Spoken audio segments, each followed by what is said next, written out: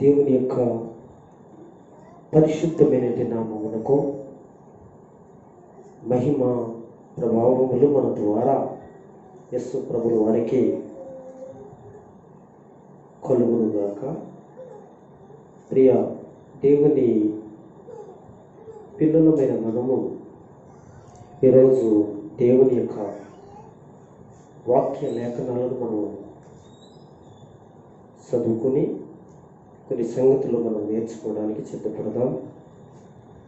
ప్రియమైన దేవుని పిల్లలారా, ఈరోజు రాత్రి మరొకసారి ఆయన ఆశ్చర్యమైన కృపలో మనం ఉండటం చాలా ధన్యకరము. ఎందుకంటే ప్రతిరోజు, ప్రతి దినం, ప్రతి గంట, ప్రతి నిమిషం, ప్రతి సెకండ్ మనవి కాని జీవితం కనుక అలాంటి పరిస్థితిలో మనందరం కూడా ముందుకి కొనసాగించబడడానికి ప్రభువే సహాయం చేస్తూ నడిపిస్తున్నాడు. అందుకు మీరు కృతజ్ఞత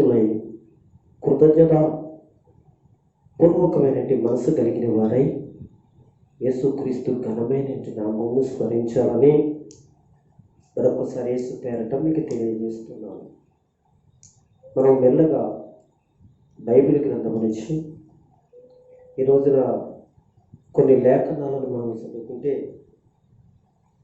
లూకా రాసిన సువార్త 10వ అధ్యాయంలోంచి కొన్ని సంగతులు ఈ రోజున మనం నేర్చుకోవడానికి ఇష్టపడదాం. మీ యొక్క బైబిళ్ళను తెరిచి ఈరోజు దేవుడు ఇచ్చాడంటే దేవుని యొక్క లేఖన వాక్యాలను చదువుదాం. లూకా రాసిన సువార్త 10వ అధ్యాయం. మనం కొన్ని సంగతులను ఈరోజు నేర్చుకోవడానికి సిద్ధపడతాం. 38వ వచనము నుండి 42వ వచనం వరకు కూడా మనం చదువుకుంటే అక్కడ ఏమి రాయబడిందో లూకా రాసిన సువార్త 10వ అధ్యాయము 38 నుంచి 42వ వచనం చదువు. అందరూ జాగ్రత్తగా వినండి. అంతటా వారు ప్రయాణమైపోవచ్చుండగా ఆయన ఒక గ్రామంలో ప్రవేశించెను. మార్త అను ఒక స్త్రీ ఆయనను తన ఇంట చేర్చుకునెను. ఆమెకు మరియా అనేటి సహోదరి ఉండెను. ఈమె యేసు పాదముల యొద్ద కూర్చుండి ఆయన బోధ వినుచూ ఉండెను. మార్త విస్తారమైన పని పెట్టుకున్నది చేత తొందరపడి ఆయన యొద్దకు వచ్చి, ప్రభువా, నేను ఒంటరిగా పని చేయుటకు నా సహోదరి నన్ను విడిచిపెట్టినందున నీకు చింత లేదా? నాకు సహాయము చేయమని ఆమెతో చెప్పమనెను. అందుకు ప్రభు, మార్త, నీవు అనేకమైన పనుల గూర్చి విచారము కలిగి తొందరపడుచున్నావు గాని అవసరమైనది ఒకటే. మరియా ఉత్తమైన దానిని ఏర్పరచుకునెను, అది ఆమె వద్ద నుండి తీసివేయబడదని ఆమెతో చెప్పాను. జాగ్రత్తగా ఈ విషయాలను మనం గమనిద్దాం. ఇందులో చాలా ఎక్కువ విషయాలు రాయబడ్డాయి, కానీ మనకు కనపడుతుంది 5 వచనాలు కనపడుతున్నాయి కదండి. దీనిలో చాలా దీర్ఘమైన మంచి సంగతులు ప్రభులు వారు అక్కడ తెలియజేసిన విషయం మనకు కనపడుతూ ఉంది. అయితే ఇక్కడ మనం ఒక అంశాన్ని మనం ఎంచుకుంటున్నాం కనుక ఆ అంశానికి మనం న్యాయం చేయాలి. ఇక్కడ అన్ని సంగతులు మనం చెప్పుకోవడానికి ఉండవు, కానీ మనం ఎటువంటి అంశం కొరకే మనం ఎంచుకున్నాము పరిశుద్ధాత్మది సన్నిధిలో దేవుడి చేతులకి నేను అప్పగించుకున్నాను. ఆ అంశానికి నేను న్యాయం చేయాలనుకుంటున్నాను. పరిశుద్ధాత్మ దేవుడు ఈరోజు మీతో ఆ విషయాలను మాట్లాడడానికి ఇష్టపడతాను. ఇది ఎప్పుడు జరిగింది అంటే, అందరికీ తెలిసిన విషయమే. ప్రభువైన యేసుక్రీస్తు వారు తన భూమి మీద రాజ్య సువార్తను ప్రకటిస్తున్న రోజులలో తన శిష్య బృందాన్ని తెలుసుకుని వెళుతున్న ఆయా ప్రాంతాలలో ఆయన ఉంటూ కూడా జరిగింది. అయితే ఇక్కడ మార్త లేక మరియా అనేటువంటి ఇద్దరు సహోదరులు మనకి ఇక్కడ కనబడతారు. వారి ఇంటి దగ్గర యేసు ప్రభు ఉండినట్లుగా మనం చూస్తాం. మీరు గమనించండి, యేసు ప్రభు ఆయన ఈ లోకంలో ఆయన ప్రయాణం చేసినప్పుడు, ఆయన సంచారం చేస్తూ ఉండగా ఆయనకి నిలవైన వారు కొంతమంది ఉన్నారండి. ఆయన్ని చేర్చుకునేవారు కొంతమంది ఉన్నారు. ఎప్పుడైనా ఎక్కడైనా వెళ్ళినప్పుడు భోజనం కానీ, ఒకవేళ రాత్రి అయినప్పుడు కానీ ఆ ప్రాంతంలో వారితో ఉండడం జరుగుతూ ఉంది. అలాగే ఇక్కడ ఒక గ్రామంలోనికి వెళ్ళాడు. ఆ గ్రామంలో ఒక మంచి కుటుంబం ఉంది. ఆ మంచి కుటుంబమే మార్త, మరియా, లాజరు అనేటువంటి వారి యొక్క కుటుంబం. అయితే ఒక విషయం గమనిద్దాం. మార్త ఏం చేయబడిందంటే, వచ్చిన వారికి అనేకమైన వంటకాలు చేస్తూ ఉంది. అనేక మందికి భోజనములు ఏర్పాటు చేస్తుంది. యేసు ప్రభు కూర్చుని అనేక మందికి బోధ చేస్తుంటే, ఆ బోధకి ఆకర్షించబడినట్టు వాళ్ళందరూ వింటూ ఉంటే, తన సహోదరి మరీ కూడా ఏం చేయబడిందంటే వారితో కలిసి వాక్యం వింటూ ఉంది. సరే, ఇంట్లో చాలా పనులు ఉన్నాయి, చాలామందికి భోజనం వడ్డించాలి, సమయానికి బోధకుడికి పంపించాలి అనే తాపత్రయంతో ఈమె పనిచేస్తుంది. ఈమె కూడా ఒక విశ్వాసం, ఏమీ ఒక భక్తురాలే. అయితే మనం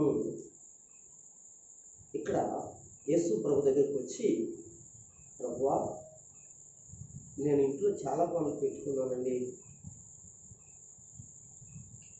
అది సామాన్యమైన పనులు కాదు, 1, 2 పనులు చాలా ఉన్నాయి. మీరు వచ్చారు, మీ కూడానే చాలామంది వచ్చారు. మీ అందరికీ నేను మర్యాద చేయకోకుండా, ఏమీ పెట్టుకోకుండా మరి పంపించడం అది న్యాయం కాదు. కనుక మీరు వచ్చినప్పుడల్లా ఏదో తగుమాత్రంగా చేసి పంపిస్తున్నాను, మీరు వెళ్ళిపోతున్నారు. కానీ ఇప్పుడు నేను కొంచెం గ్రాండ్గా చేయాలనుకున్నాను. వచ్చిన వాళ్ళందరికీ కూడా కొంచెం గ్రాండ్గా ఏర్పాట్లు చేసి మంచిగా చేయాలనుకున్నాను. అయితే పని ఎక్కువైపోయింది. కొంచెం నాకు వెనకాల సహకరించే వాళ్ళు లేరు. అయితే నా ఇంట్లో నా సహోదరి కూడా వచ్చి నీ దగ్గర కూర్చుంది. నాకు చాలా బాధగా ఉంది, మరి నాకు సహకరించమని అంటూ నువ్వు చెప్పు అంటూ ఇంకో మాట అంది. నీకు చింత లేదా అని అడిగింది. ఇటువంటి వదలరా, చింత లేదా అని చెప్పి మాట్లాడిన తర్వాత అప్పుడు యేసుప్రభు బాధలా ఉంది, మాట్లాడలేకపోయింది, చరిత్రంగా ఉంది. ఒకవేళ నేనే అయ్యి ఉంటే అదంతా చూడన్నాడు, ఆవిడకి ఇబ్బంది అయిపోతుంది కదా, కొంచెం వెళ్ళి కదంతా ఆవిడకి కొంచెం సహకరించండి అని నేనైతే చెప్తాను. అది యేసుప్రభు అలా చెప్పలేదు. కానీ ఈమె నా దగ్గర కూర్చుని వింటున్నట్టు ఈ మాటలు చాలా ఉత్తమమైనవి అని చెప్పింది. అంటే మనకు ఏం అర్థం అవ్వాలంటే దేవుని మాటలు, యేసు మాటలు చాలా ఉత్తమమైనవి. అసలు ఉత్తమమైన మాటలకి ఎక్కడ దొరకదు. ఏదైనా మన మాటలు ఉన్నాయి అని అంటే ఒకటి ఉత్తమమైనది ఉండదు. అన్నీ మన జీవితాలకి మంచివి కాకుండా ఉంటాయి. యేసు మాట ఒకటి మాత్రమే ఉత్తమమైనది. ప్రియమైన వర్లారా, అలాంటి ఉత్తమమైనది ఆమె ఏర్పాటు చేసుకుంది. ప్రియమైన వర్లారా, ఇక్కడికి వచ్చిన మీ అందరికీ నేను చెప్పేది ఏంటంటే ఆవిడ ఏర్పాటు చేసుకుంది అన్నమాట. మనకి కనపడుతుంది. ఇక్కడికి వచ్చిన మనందరం ఎంతమంది వచ్చామని కాదు, మనకి ఒక్కడు వచ్చిరా. యేసయ్య దగ్గర మనం సంపాదించుకునేది ఏదైనా ఉంది అని అంటే చాలా ఉత్తమమైనది సంపాదించుకోవాలి.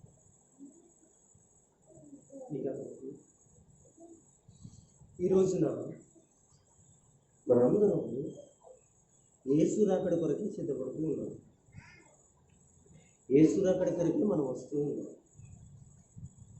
మనం ఏమి సంపాదించామా, ఏమి తిన్నామా, ఏమి ధరించామా అనేది ఒక పక్కన పెట్టి దేవుని పాదాల దగ్గర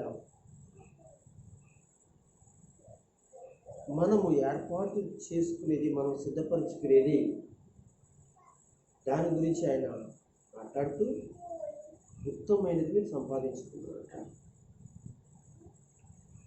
అయితే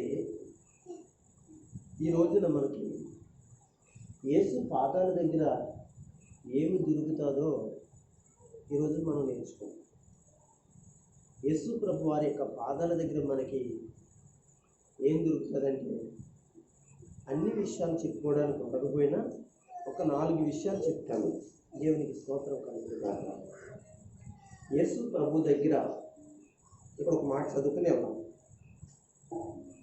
ఒక మాట చదువుకుని మనం వెళ్దాం. 39 వచ్చిన చదువుకుందాం.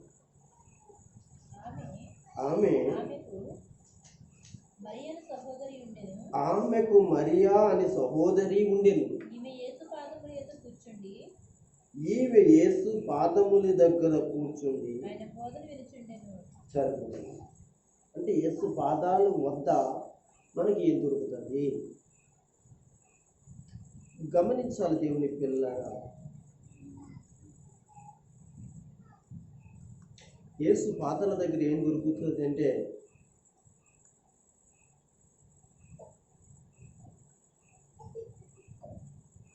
సమాధానం దొరుకుతుంది. యేసు పాదాల దగ్గర ఏం దొరుకుతుందంటే సమాధానం దొరుకుతుంది. నిన్న నేను 1 గంట దాటిన తర్వాత మందిరంలో కూర్చుండి ప్రార్థన చేస్తున్నాను. ప్రార్థన చేస్తూ ఉంటే కొన్ని ప్రార్థనా అంశాలు నేనేం చేశానంటే ఆయన పాదాల దగ్గర పెడుతూ ఏడుస్తూ ప్రారంభించాను. చాలా దుఃఖించాను. ఎంత ఏడ్చాను అంటే అది ప్రభు పాదాల దగ్గర నా కన్నీటి ప్రార్థన. చాలా ఏడ్చాను. ఎందుకు చెప్తున్నాను ఈ విషయం అంటే, ఆయన పాదాల దగ్గరికి చేరేవాడికి ఏం దొరుకుతుంది అంటే, నువ్వు దేని కొరకు ఆయన పాదాల దగ్గర చేరి ప్రార్థన చేస్తున్నావో ఈరోజు అని కాదు, ఏ రోజైనా చేస్తున్నావో వారికి దేవుడు ఇస్తాడు. అయితే నేను చాలా దుఃఖంతో ఏడుస్తూ ప్రార్థన చేస్తూ ఉండగా చాలా చెక్ చేశాను. సుమారుగా 3 గంటలు దాటిపోతుందేమో అనుకున్నా. టైం నాకు తెలియదు. చాలా ఏడ్చాను. చాలా సంగతుల గురించి ఏడ్చాను. నేను దేవుని దగ్గరికి వచ్చాను అంటే నాకు అనేవి ఏమి ఉండవు. నా పరిచర్య నిమిత్తమే నేను ఉంటాయి. నాకు అనేవి ఏమి ఉన్నాయి అంటే పరిచర్య నిమిత్తే కదా ఏడుస్తాను. ఒకటి కాదు రెండు కాదు కొన్ని అంశాలు పెట్టుకున్నాను. ఒక్కొక్క అంశం కొరకు ప్రార్థన చేస్తూ దేవుని స్తుతిస్తూ నేను నాకు వచ్చే అలవాటు ఏంటో తెలుసా? దేవుడు మనతో మాట్లాడాలి అంటే ప్రార్థన కంటే ఎక్కువ స్తుతి చెల్లిస్తాను నేను. ప్రార్థన అరగంట అయితే స్తుతి గంట ఉంటుంది. గంట ప్రార్థన అనుకోండి, 3 గంటలు స్తుతి ఉంటుంది అనుకుంటున్నది. బైబిల్లో స్తుతి వలన అద్భుతాలు జరిగాయి. స్తుతి వలన గొప్ప కార్యాలు జరిగాయి. భక్తులు కూడా మీరు బైబిల్ మీరు చదివారు. ఉదాహరణకు ఒక భక్తుడి గురించి మీకు చెప్తా. ఒక భక్తుడు రోజుకి ముమ్మారు అంటే 3 సార్లు ప్రార్థన చేశాడు. తెలియదు అంటే మధ్యాహ్నం, సాయంత్రము, ఉదయమున బైబిల్లో రాయబడుతుంది. అంటే ప్రార్థన అయితే ఎన్నిసార్లు చేశారు? 3 సార్లు చేశారు. అదే భక్తుడు అంటాడు 7 మార్లు, రోజుకి 7 మార్లు స్తుతి చేశాను అంటాడు. ప్రార్థన కదే, ప్రార్థన వేరు స్తుతి వేరు, మీరు మర్చిపోకండి. మనం చాలాసార్లు ప్రార్థన స్తుతి ఒకటి కాదు, చాలా జాగ్రత్తగా ఉండాలి. అంటే ప్రార్థన 3 సార్లు చేస్తే స్తుతి ఎన్నిసార్లు చేశాడు? 7 సార్లు చేశాడు స్తుతి.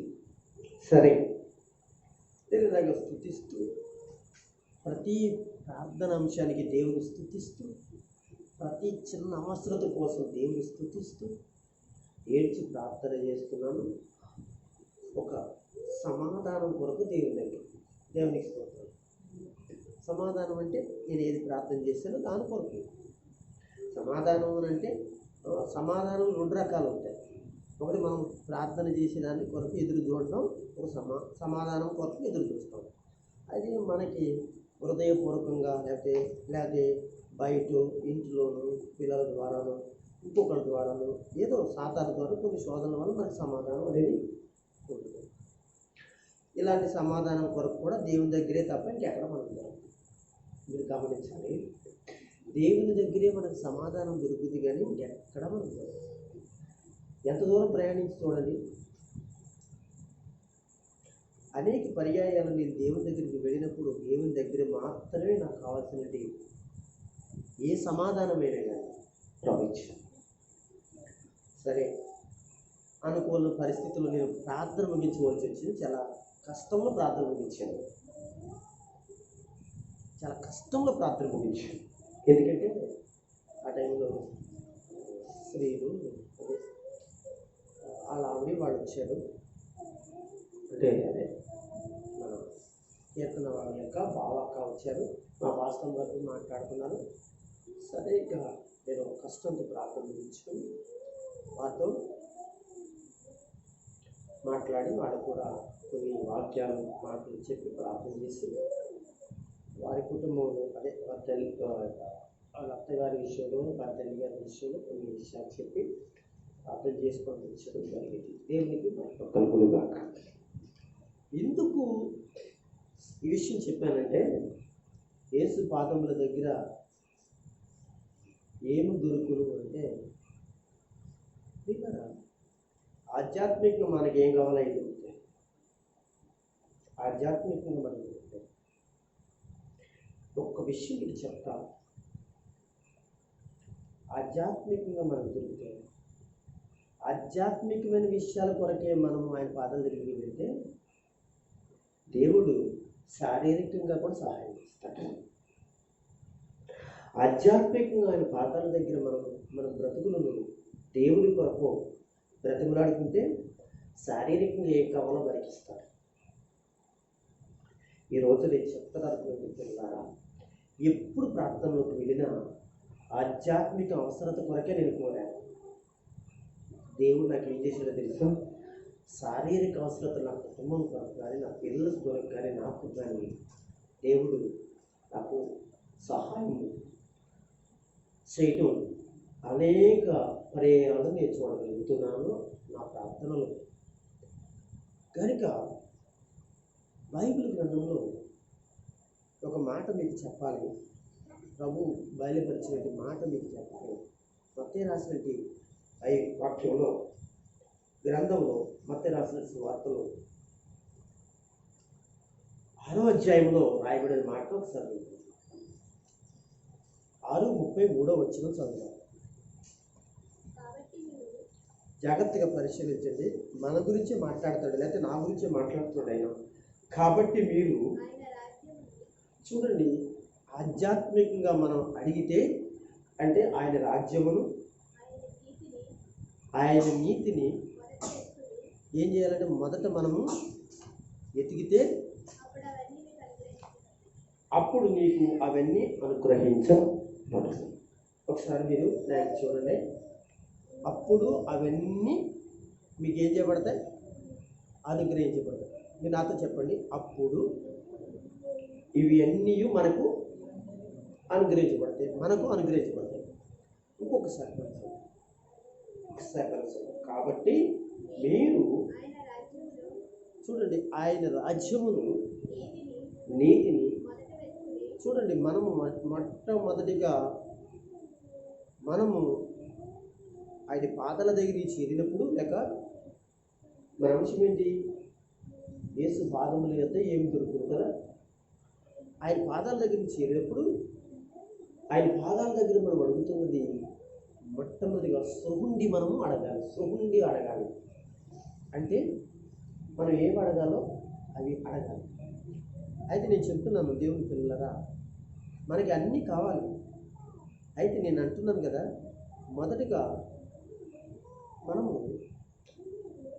మన ముందు ఉంచబడింది ఒక రాజ్యం, ఉంచబడింది ఒక నీతి, ఉంచబడింది ఒక గొప్ప పని.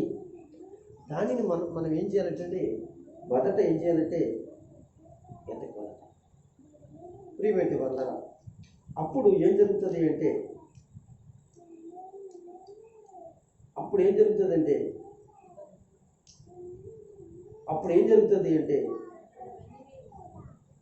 చూడండి ఇక్కడ, అప్పుడు అవన్నీ మీకు అనుగ్రహించబడతాయి. ఇవన్నీ అనుగ్రహించబడతాయి. ఏమండి, మీరు జాగ్రత్తగా గమనిస్తే మీరు తర్వాత 19వ వచనము నుండి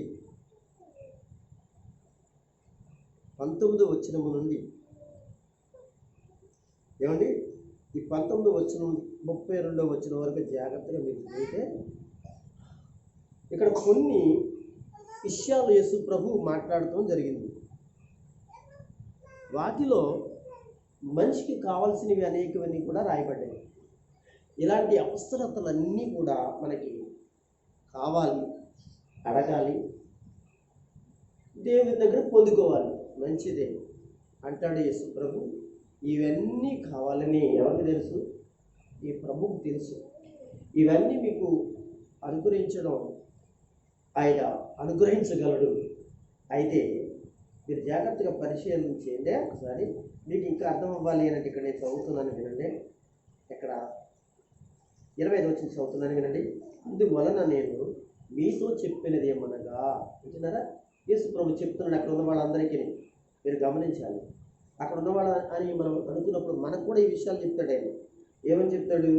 చెప్పినది ఏమనగా, ఏమి తిందుమా, ఏమి త్రాగుదమా అని మీ ప్రాణములను గూర్చి, ఏమి ధరించుకుందామా అని మీ దేహములను గూర్చి చింతింపబడి. ఏమండి, ఆహారము కంటే ప్రాణమును, వస్త్రము కంటే దేహమును గొప్పవి. చెప్పండి, గొప్పవి కావా? చూడండి ఎంత మంచి మాటలు. మీరు జాగ్రత్తగా వినండి. ఈ మాటలు మరలా చదువుతాను, గమనించండి. అందువలన నేను మీతో చెప్పినది ఏమనగా, యేసు ప్రభు ఎప్పుడు తన పిల్లలతో చెప్తున్న మంచి విషయాల్లో ఇక్కడ కూడా కొన్ని విషయాలు రాయబడ్డాయి.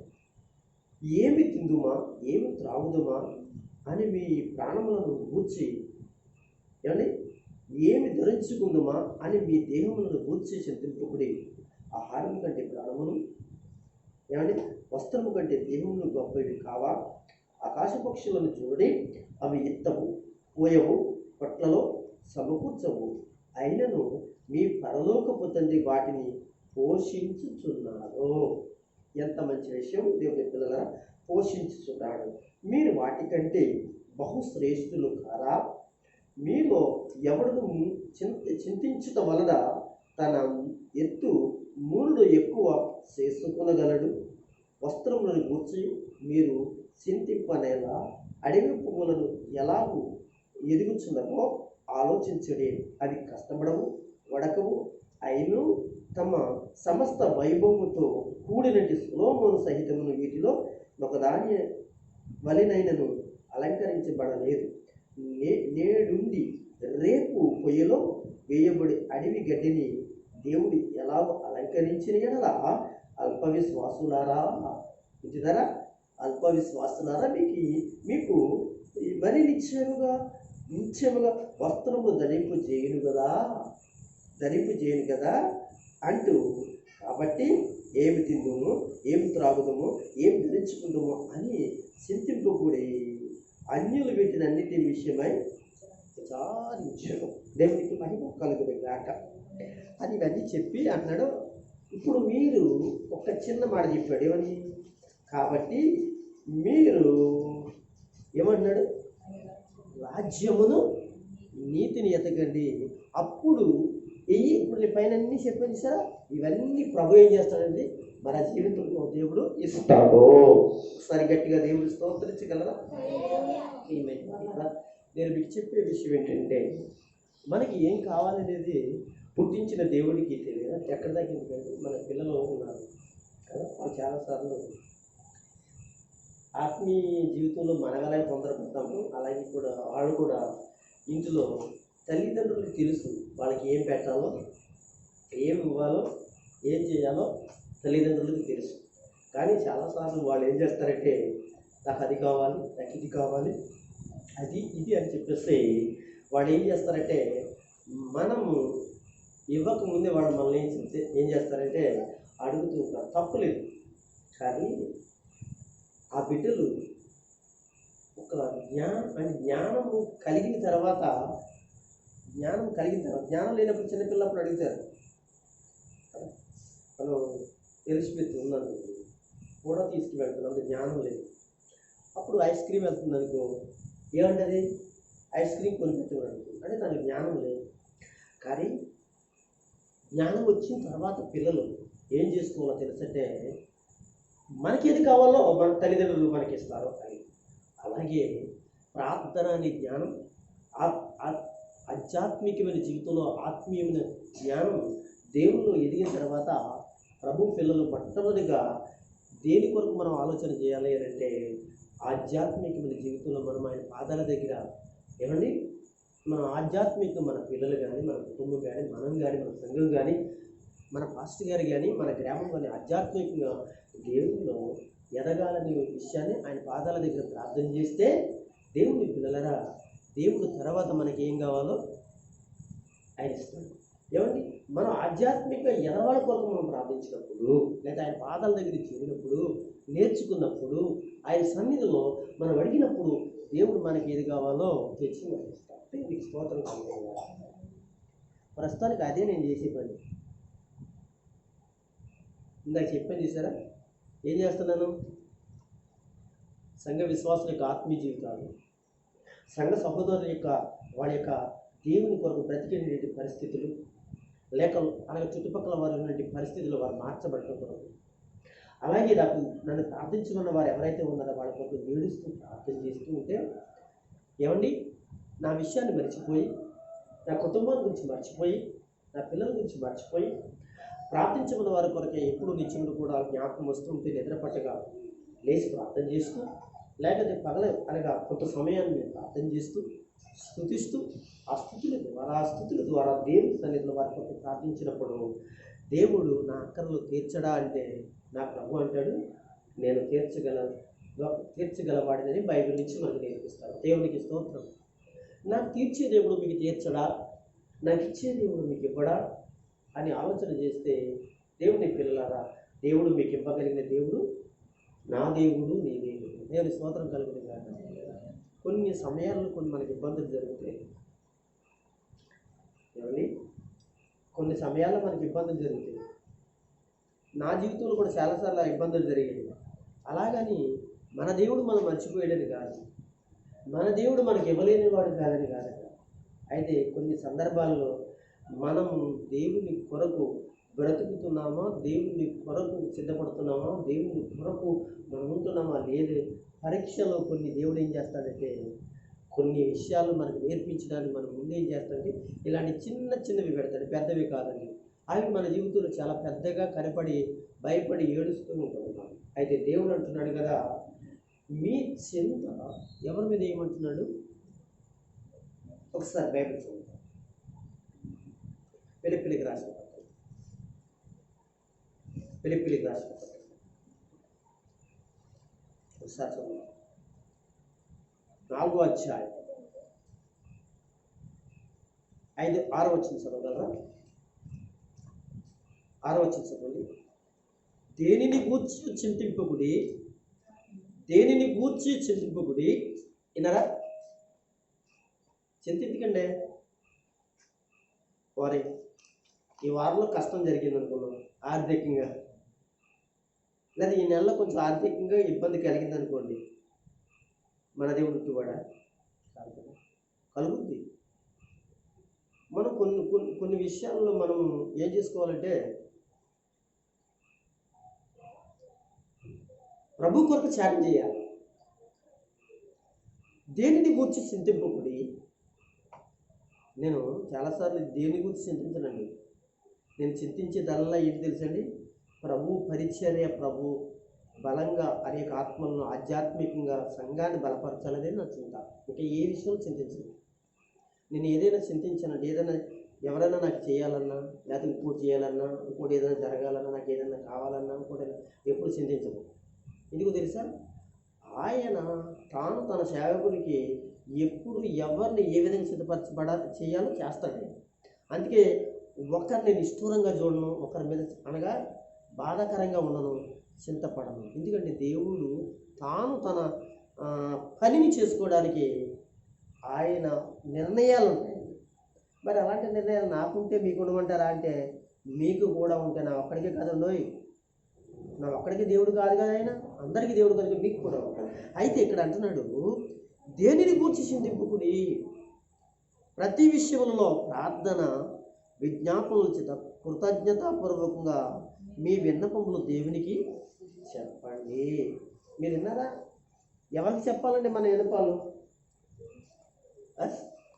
చెప్పండి ఒకసారి. ఎవరికి చెప్పాలి? దేవునికి చెప్తాను. ప్రభువా, ఈ పని జరగాలి కనుక అది ఎవరిని సిద్ధపరచు అంటే ఏమండి, అది నాది కాదు కదా, ఏది ఏ పని అయినా కదా అయింది అన్నమాట. కనుక అది నువ్వు ఎలా చేస్తావు చెయ్యి. ఆయనకి చెప్పటమే తప్ప ఎప్పుడు కూడా సాధారణంగా దేవుని పిల్లలు చింతపడటం అనేది నా జీవితంలో ఎప్పుడు కూడా, అప్పుడప్పుడు కూడా మా పిల్లలు కానీ లేకపోతే మా పాస్టర్ గారు కానీ ఇలాంటి చిన్న చిన్న విషయాల్లో చింతపడుతూ ఉన్నాను అనుకోండి, నేను ఖచ్చితంగా వాక్యాన్ని మాత్రం చెప్తాను. వాడికి ఇంకేం చెప్పను. నేను ఎప్పుడు వాక్యం తప్ప నేను ఏం చెప్పనండి వాడికి. ఎందుకో తెలుసంటే, ఆయన పాదాల దగ్గర మనం నేర్చుకోవాల్సింది ఏంటో తెలుసంటే, ఆయన పాదాల దగ్గర మనకి ఏం దొరుకుతుందంటే ఒక సమాధానం దొరుకుతుందండి. ఆయన పాదాల దగ్గరే దొరుకుతుంది. మరలా చెప్తున్నాను, ఇంకెక్కడ దొరకదండి. ఈ రోజున దేవుని పిల్లలారా, ఆయన పాదాల దగ్గర, ఆయన మందిరంలో దొరుకుతుంది. ఆయన పాదాల దగ్గర మనం ప్రార్థించినప్పుడు ఆయన దగ్గర మనకు దొరుకుతుంది. కనుక ఆయన పాదాల దగ్గర చేరిన దానియేలుకి సమాధానం దొరికిందండి. ఆయన పాదాల దగ్గర చేరిన యోహానికి మనకి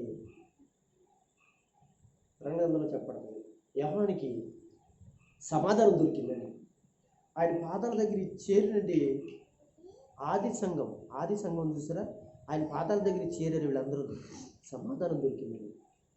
ప్రియమైన వాళ్ళరా, ఈరోజు నేను చెప్తున్నాను, మారత ఏముంది, మారత తన చెల్లిలేనండి మరి విషయంలో అంటుంది, నీకు చింత లేదా అని అడుగుతున్నప్పుడు ఏమని గమనించండి, ఆయన ప్రతి ఒక్కరి పట్ల చింత ఉందండి.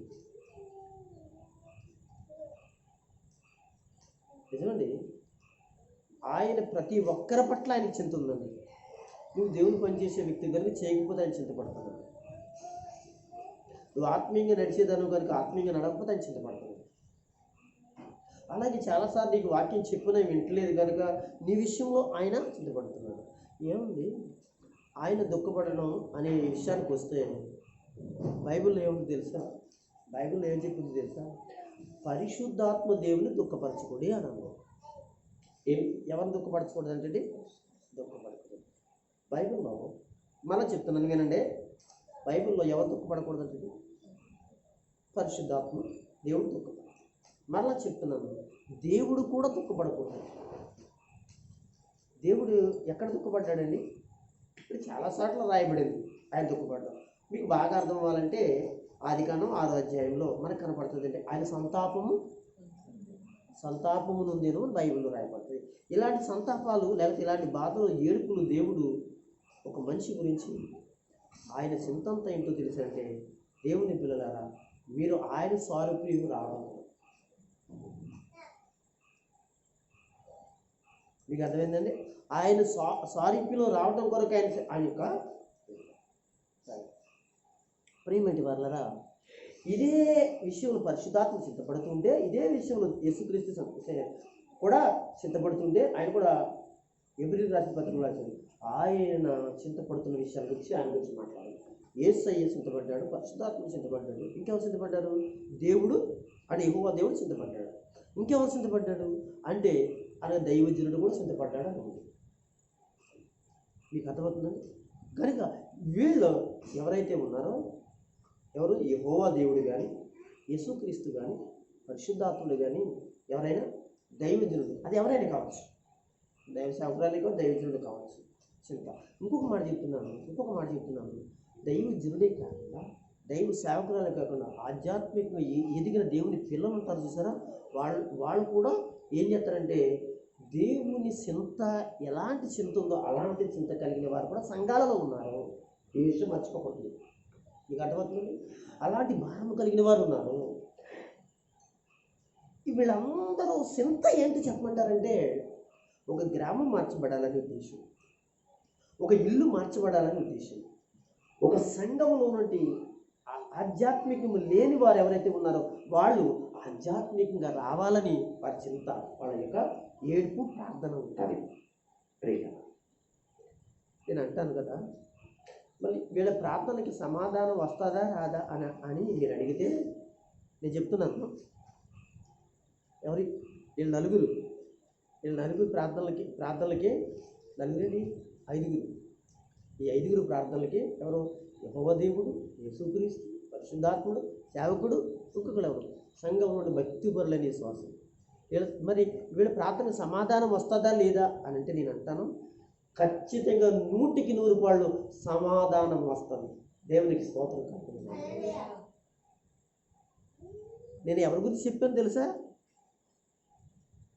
దేని కొరకైతే వాళ్ళు చింతపడుతున్నారో ఆధ్యాత్మికంగా, అది ఏదైనా కావచ్చు, ఆధ్యాత్మికంగా పరిచర్య అభివృద్ధి కొరకు, దేవుళ్ళు ఎదగడం కొరకు, లేకపోతే ఆత్మల రక్షణ కొరకు, సువార్త ప్రకటించడం కొరకు, ఆర్థికంగా సంఘంలో ఎవరైనా బాధలు పడుతున్నారో, లేకపోతే బలహీనతలు కలిగి ఉన్నారో, ఇలాంటి పరిస్థితులన్నిటికీ ఒకటి కాదు 2 కాదు కానీ, అనగా యెహోవా దేవునికి ఏ చింత అయితే ఉందో, యేసుక్రీస్తుకి ఏ చింత అయితే ఉందో, పరిశుద్ధాత్ముడికి ఏ చింత అయితే ఉందో, సేవకుడైన వాడికి ఏ చింత అయితే ఉందో, మీరు వింటున్నారా?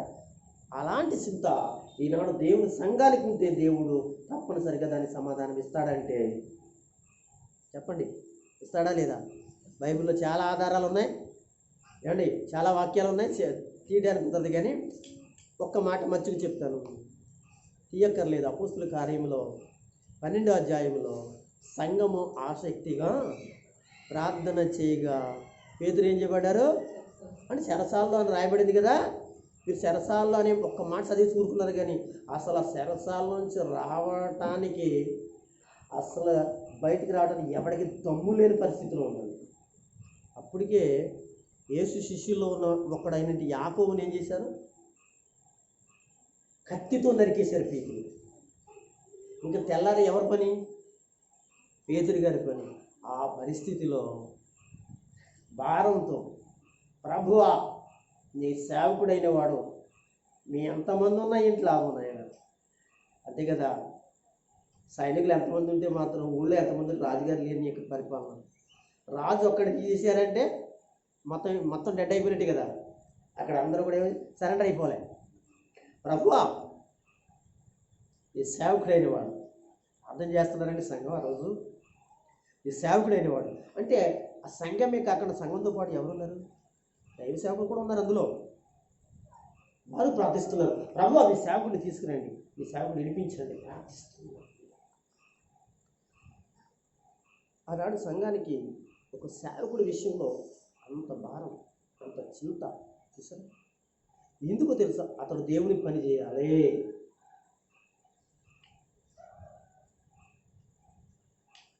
దేవుని పని ఆయన చేయాలి అని అంటే వెనకాల సహకరించేటువంటి వాళ్ళు, లేకపోతే ఎలా జరుగుతుందండి?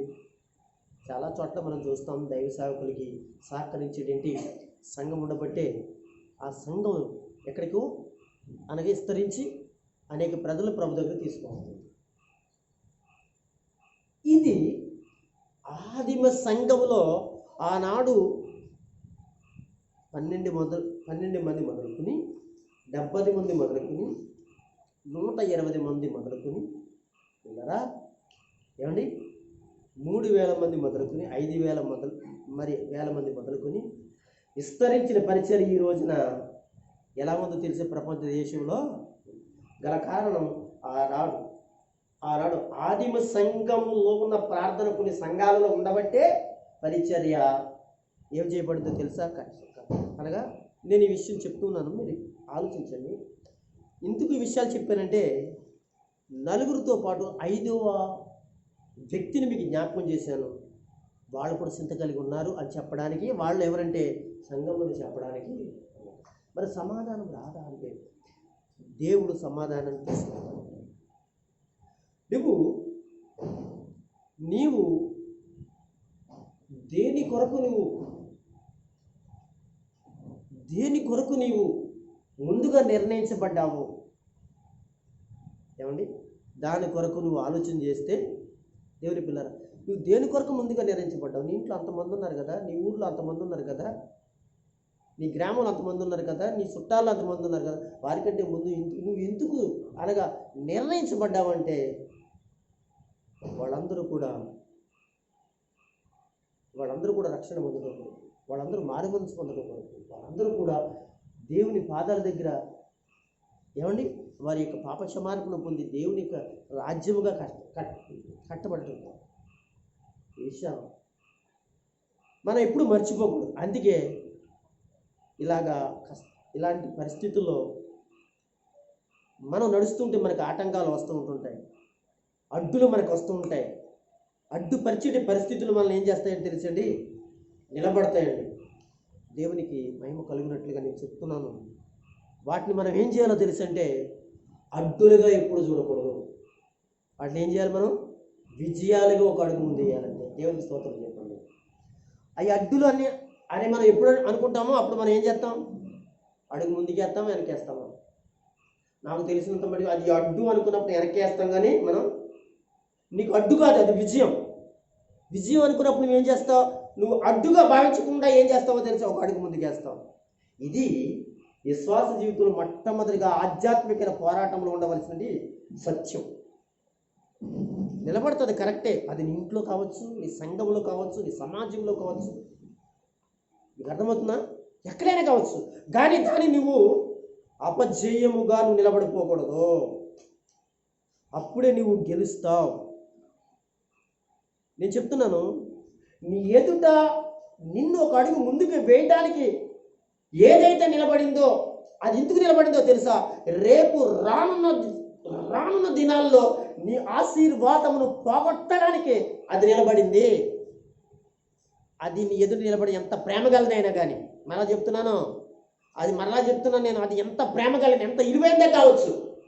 నీ జీవితంలో, నీ కుటుంబ జీవితంలో, అలాగే నీ ద్వారా సంఘ జీవితంలో ఏంటండి ఒక ఆశీర్వాదం అనేది రేపటి దినాల్లో నీ నుంచి రాబోతున్నది అడ్డగించుకోవడానికి నిలబడింది. ఈ సత్యం మర్చిపోకండి. అందుకే నిలబడిన దాని విషయంలో విజయం పొందడానికి వాడికి ముందేయటమే మంచిది. అప్పుడు నీకేం కలుగుతుందో తెలుసా? సమాధానం కలుగుతుంది. దేవునికి స్తోత్రం కాకుండా ప్రియమైన వాళ్ళారా, నేను చెప్తున్నాను,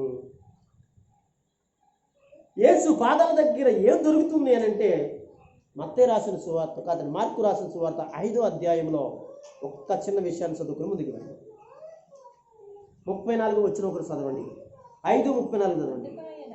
అమ్మా, అందుకు ఆయన అంటాడు, కుమారి, నీ విశ్వాసమే నిన్ను స్వస్థత కలిగించింది. Praise the lord. దేవునికి స్తోత్రం కావాలి. మీరు గమనించారు ఈ మాట? మరలా ఒక్కసారి చదువుకుందాం ఈ మాటని. చూడండి, మీరు గమనించండి.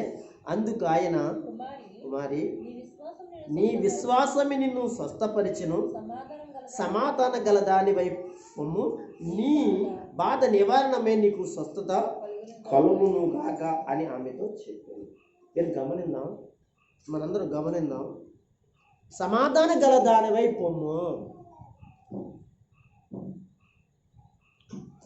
కానీ ఈవిని ఎంట్రన్స్లో ఆవిడికి జరిగింది. అంటే ఆవిడ అడిగిపెట్టిన పరిస్థితి ఎలా ఉందంటే, ఆమె ఎదుట నిలబడిన సవాళ్ళు ఎటువంటిదో తెలుసా? నేను గెలవగలనా? మీరు ఇస్తున్నారా? నేను గెలవగలనా? నేను ఇది సాధించగలనా అనేది తన ముందు కనబడుతుందండి. వల్లరా గమనించండి, ఈరోజు మన జీవితాల్లో కూడా అంతే. ఈ రోజున భక్తి కలిగిన విశ్వాసుల జీవితాల్లో కూడా మన ఎదుట నిలబడుతున్నది ఎటువంటిదో తెలుసు అంటే, చాలా కష్టమైనదండి. మీకు అర్థమైందంటే, ఏం తేలికైంది ఏం కాదు. మీ ఎదుట నిలబడింది అనగా ముందు ఉంటుండగా మనం ఎదరగలటం అనేది చాలా కష్టమైంది. కానీ ఆ కష్టాన్ని దేవుని బిడ్డరా, ఏమండి, మన ముందు ఉన్నదానిని జయించడానికి మనతో ఉన్నవాడు ఎవరో తెలిసి ఏంటంటే, విజయం ఇచ్చే దేవుడు. దేవునికి స్తోత్రం. ఇక్కడ 12 ఏండ్ల నుండి ఉన్నది స్త్రీ. తనకు అంతకుముందు ఎన్ని విషయాలలో, రోగం విషయంలో ఎంతగా భయంకరంగా ఆవిడ బాధపడిందో అనేక పర్యాలు చెప్పుకున్నాం. ఈ విషయాలన్నీ కూడా మనం చదివితే ఆలోచిస్తే, ఆమె యేసును గూర్చి విని, నేను ఆయన వస్త్రము మాత్రం ముట్టి బాగుపడదును. జనసమూహములో ఆయన వెనుక వచ్చి ఆయన వస్త్రమును ముట్టెను. మీకు అర్థమైంది? వెనుక వచ్చి ముట్టెను. ముందు పెద్ద సవాలు ఉంది, కానీ ఆ సవాళ్ళను ఎదుర్కోవడానికి ఆమె వెనకాడలేదు. కానీ మొత్తానికి ఆవిడ సాధించడానికి ముందుకు వచ్చి ఎలాగైతే ఆయన వస్త్రం మాత్రం ముట్టుకుంటుంది. మీరు ఆలోచించండి, మనిషిలో అలాంటి పరిపూర్ణత కలిగినప్పుడే అద్భుతాలు జరుగుతాయి. అలాంటి పరిపూర్ణమైన విశ్వాసం ఉంటేనే మనకి అద్భుతాలు జరుగుతాయి. ఆలోచించండి.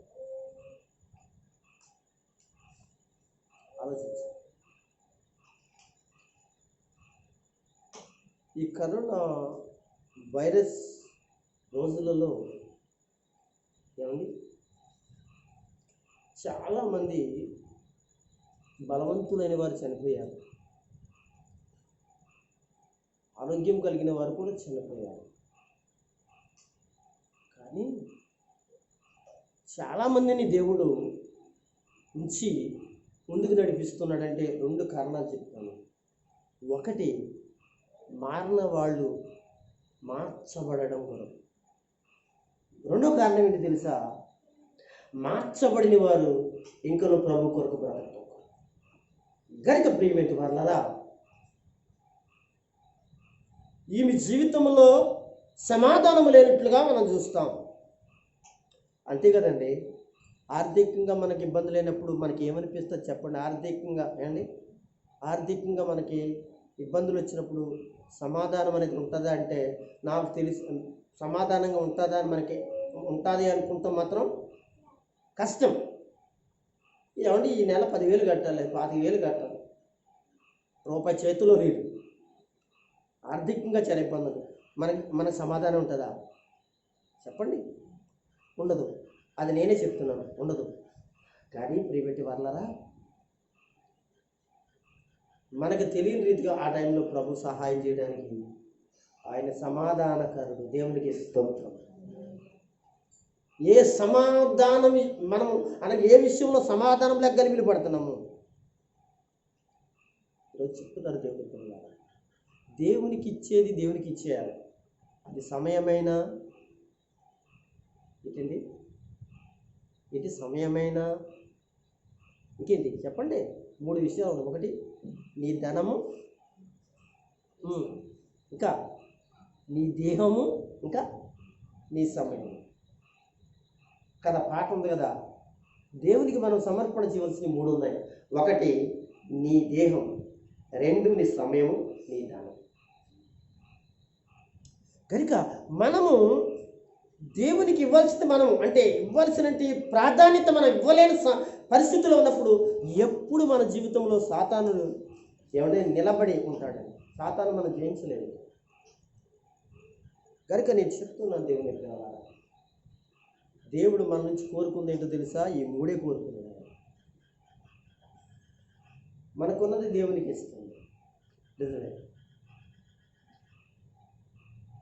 దేవునికి ఇస్తున్నాం, మంచిదే. ఆ దేవుని పనులకి ఇస్తున్నాం, దేవుని కార్యాలకి ఇస్తున్నాం, మందిరానికి ఇస్తున్నాం. అది దశమ భాగం కావచ్చు, కృతజ్ఞత కానుక కావచ్చు, లేక మొక్కుబడి కావచ్చు, లేక ఏదో మీ జీవితంలో దేవుడు చేసిన ప్రతి కృతజ్ఞతకు దేవునికి ఇచ్చిస్తున్నాం, మంచిదే. దేవుడు నిన్ను దీవించడం కాదు. అయితే మరి సమయం ఇస్తున్నావా? ఆ సమయం దేవుందని తెలుసుండి కూడా నువ్వు ఎందుకు అలా చేస్తున్నావు?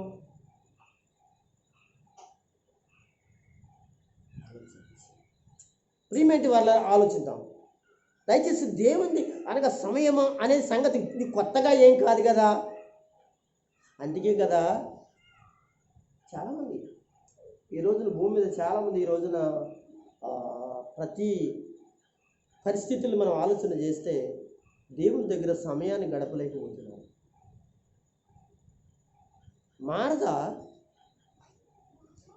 మారదా యేసు ప్రభు దగ్గరికి వస్తే మరీ ఎలా ఉందండి, దేవుని పాదాల దగ్గర గడుపుతున్నట్టుగా మనం చూస్తున్నాం. మీకు అర్థమైందా? ఒక విషయం మీకు అర్థమవుతుంది.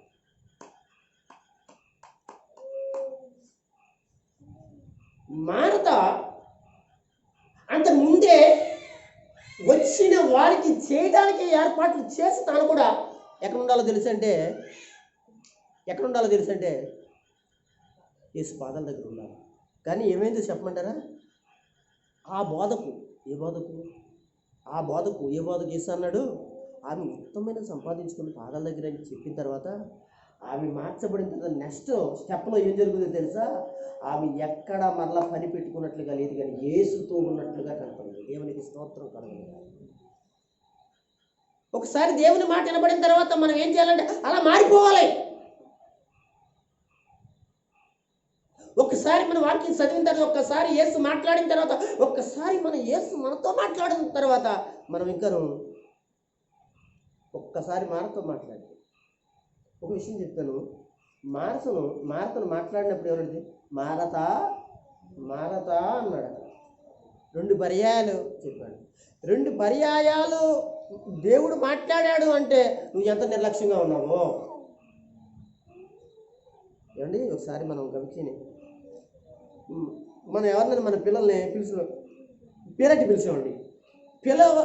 పిలిచినప్పుడు వాళ్ళు ఒకవేళ ఆ మాటకి స్పందించలేదనుకోండి, మనం ఏం చేస్తాం? ఊరుకుంటామా?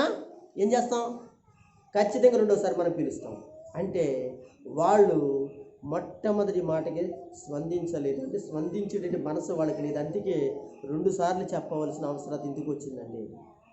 బైబిల్లో ఒక మాట ఉందండి, యోబుతో అంటాడు, దేవుడు ఒక మారు మాట్లాడతాడు, 2 మారు మాట్లాడతాడు, 3 మారు మాట్లాడతాడు, తర్వాత ఆయన మాట్లాడంటండి. మరి మాట్లాడకుండా ఏం చేస్తాడు అంటే ఇన్నిసార్లు మాట్లాడినా, ఇన్నిసార్లు అనగా చెప్పినా వెళ్ళలేదు కనుక బైబిల్ గ్రంథంలో మరొక కొటేషన్ ఏముందో తెలుసా అంటే హఠాత్తుగా అతనికి ఇబ్బంది కలుగుతుంది అంట. దేవుని స్తోత్రం కలుగుతుంది. హఠాత్తుగా కనుక దేవుని పిల్లలమైన మనము, దేవుని బిడ్డలారా, ఆ యొక్క మార్త ఉత్తమైనది సంపాదించుకున్నట్లుగా మనం చూస్తున్నాం. ఇక్కడ ఆమెకి సమాధానము కలిగింది. ఒక విషయం చెప్తాను, దేవుని పిల్లలారా, మీరు జాగ్రత్త వినండి. వీళ్ళు ఆయన పాదాల దగ్గర ఉత్తమమైనది సంపాదించుకున్నారు కనుక ఒక రోజున ఆ ఇంట్లో కష్టం వచ్చిందండి. ఎవరింట్లో? మార్తా మరియా వాళ్ళ ఇంట్లో కష్టం వచ్చిందండి. కష్టం అంటే మామూలు కష్టం కదండి. తన సోదరుడు అయినంటి లాజరు ఏం చేయబడ్డాడు. కానీ దేవుని పాదాల దగ్గర ఉన్న ఆ కుటుంబం ఏమండి ఏమండి దేవుని పాదాలను విడిచిపెట్టుకోకుండా ఆయన దగ్గర దేని కొరకైతే వాళ్ళు అనగా సాగుతున్నారో వారి జీవితంలో వాళ్ళకి దొరికింది ఏంటో చెప్పమంటారంటే, కొంచెం ముందుకు వెళితే కొన్ని సంవత్సరాల తర్వాత, కొన్ని రోజుల తర్వాత జరిగింది ఏంటో తెలుసంటే, చనిపోయిన తన సోదరుడైనంటి లాజరును వారు దేవుని పాదాల దగ్గర వాళ్ళు ఏం చేసుకున్నారంటే సంపాదించుకున్నారు. చూడండి, మనము దేవుని దగ్గర కూర్చోవడం, దైవజనుడి దగ్గర కూర్చోవడం, దైవజనుడితో ఉండడం, దైవజనుడితో సహవాసం. బైబిల్లో మీకు తెలియని విషయాలు ఎన్నో ఉన్నాయి. దైవజనుడితో సహవాసం చేసిన వాళ్ళు ఏమండి నూరంతలుగా ఆశీర్వదించబడ్డారు. కానీ అక్కడక్కడ కూర్చొని అక్కడక్కడికి ఉన్నవాళ్ళు అన్యులు కనుక అన్యులతో సహవాసం ఎలాగుంటుందంటే నీ జీవితం ఆధ్యాత్మికమైన పోయి సాతాను సంబంధమైన అలవాట్లు వచ్చి ఏం చేస్తాయో తెలుసా? నువ్వు ఆధ్యాత్మికంగా నడిచేవాళ్ళు నడవకుండా ఏం చేస్తావో తెలుసా? మోకాళ్ళ మీద కొడుతుంటావు.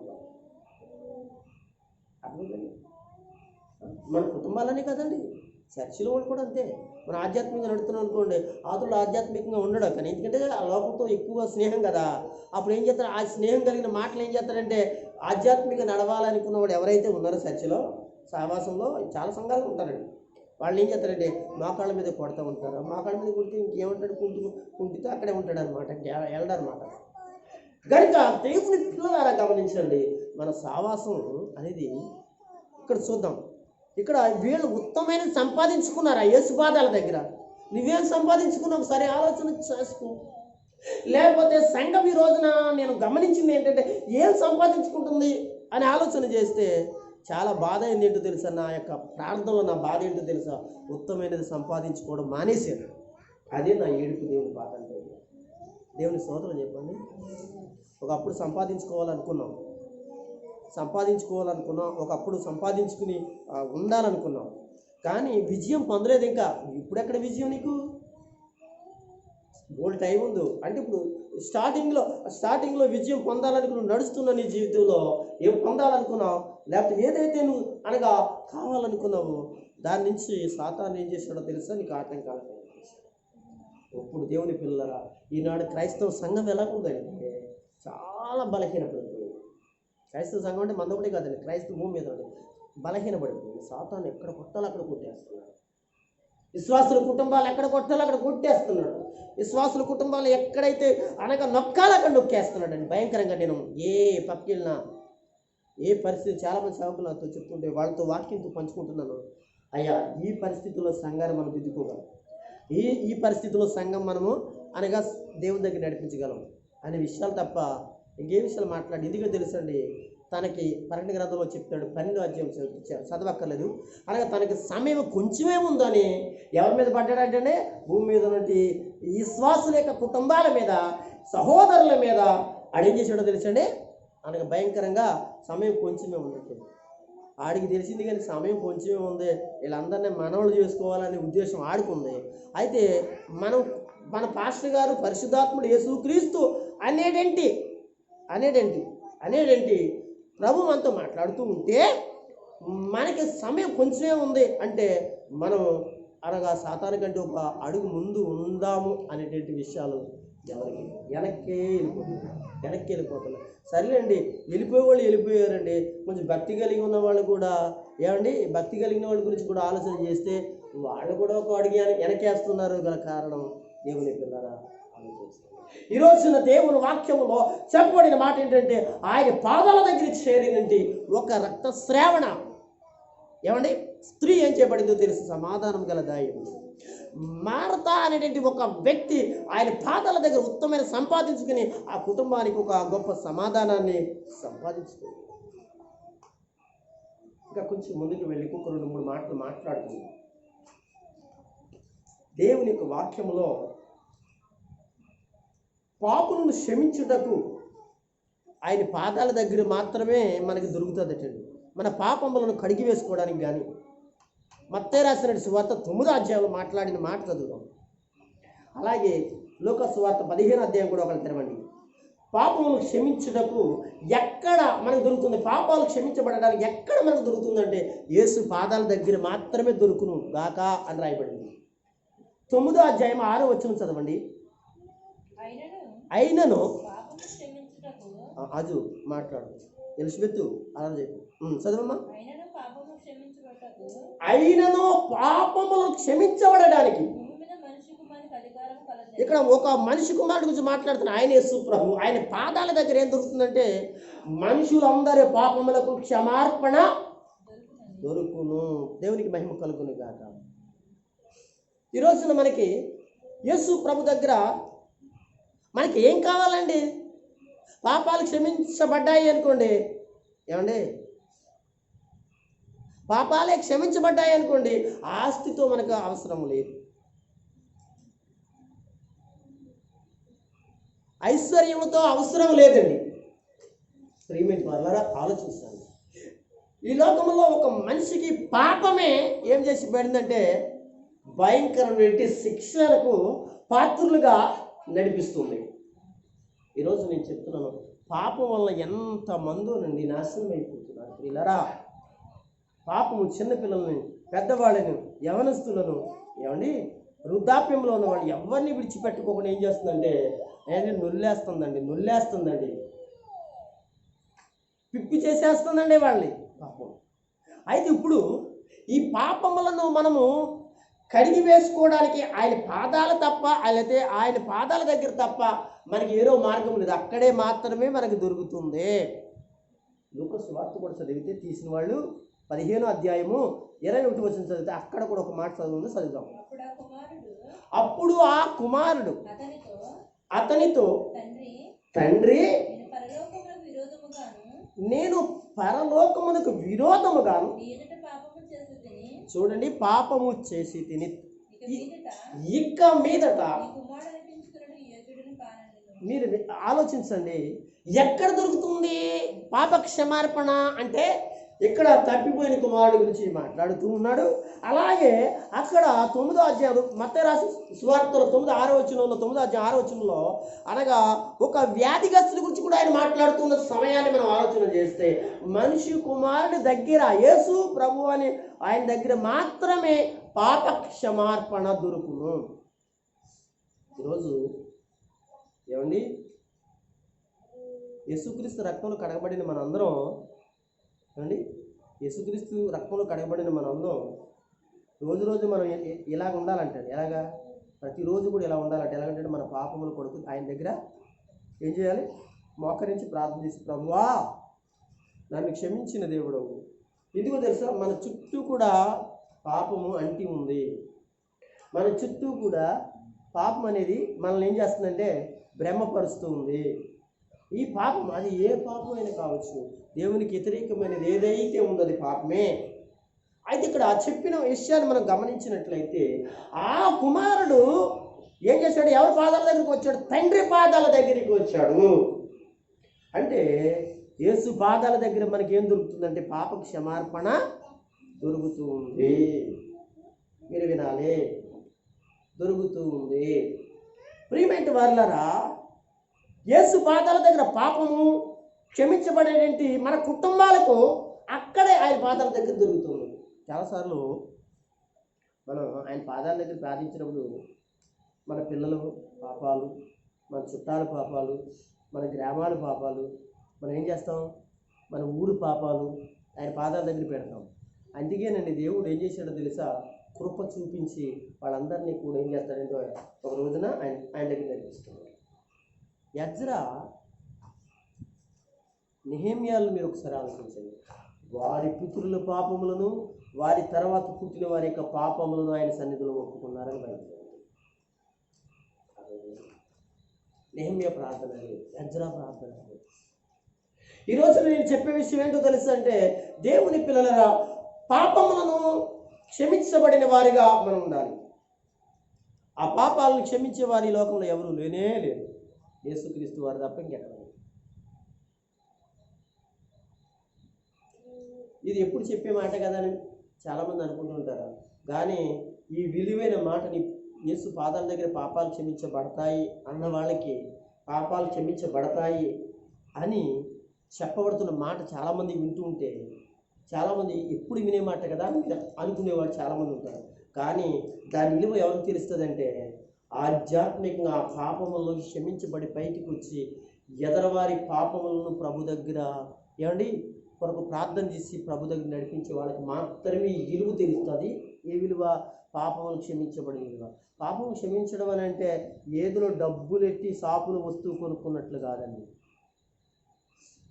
ఏమండి మన పాపాలు క్షమించబడ్డానికి సరే ఏమండి యోగులు చెప్పారు, కవులు చెప్పారు, మన పాపములను నీటిలో మునిగిన మన పాపములు పలహారం వల్ల కానీ, మన పాపములు గుండ్లు కొట్టించుకోవడం వల్ల కానీ, మన పాపములు బలు నడిపించడం వల్ల కానీ ఏమండి తీర్చబడవు. కానీ ఎవరి వల్ల తీర్చబడుతుందంటే ఒక ఆయన ఉన్నాడు, పరమాత్ముడు, ఆయన యేసుక్రీస్తు కనుక ఆయన పవిత్ర రక్తం ద్వారా మాత్రమే మానవుల యొక్క పాపములు క్షమించారు.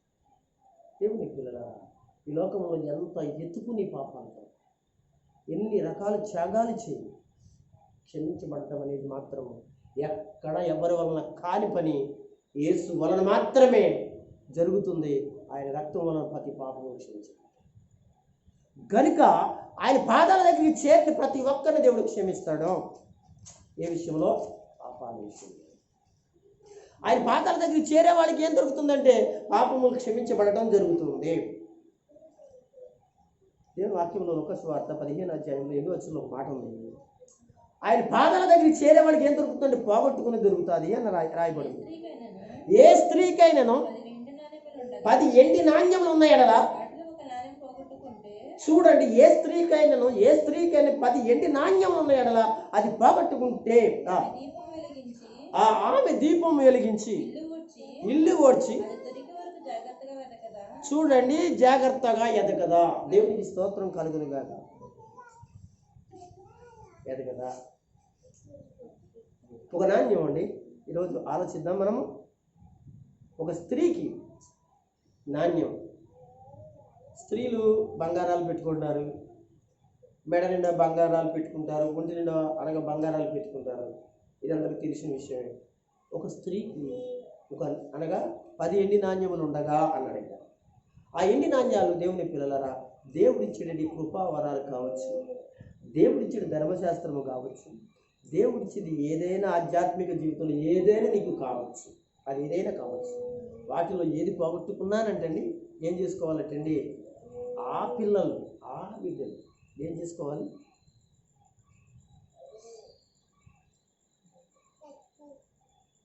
ఆయన పాదాల దగ్గర ఎతకాలంటండి.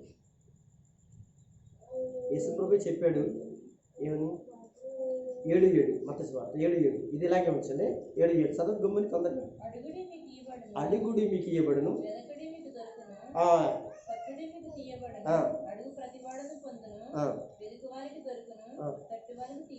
చూడండి ఇక్కడ ఏం చేయాలి మనం? ఆయన పాదముల దగ్గర ఏం దొరుకుతుంది?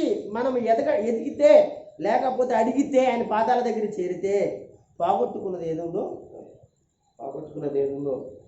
దేవుడి పిల్లలారా పోగొట్టుకున్నది ఏముందో దయచేసి దేవుడు హెచ్చరిస్తున్నాడు. పోగొట్టుకున్నది ఏదుందో మళ్ళీ మాట్లాడుతున్నాడు దేవుడు. దేవుని పిల్లలారా దయచేసి ఆలోచిస్తాడు. చాలాసార్లు దేవుడు